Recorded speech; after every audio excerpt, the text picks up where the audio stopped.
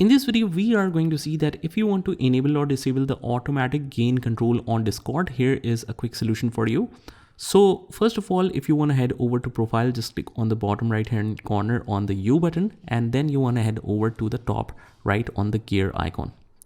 Once we are in here, and just scroll down here under the app settings, you will see this voice option. Just click on that and just scroll down again.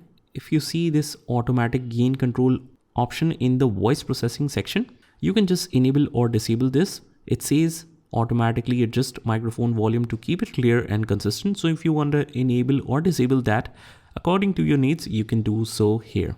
And once you make any changes, just go ahead and click on the back option. You can just click again to make sure that every change is selected and saved properly.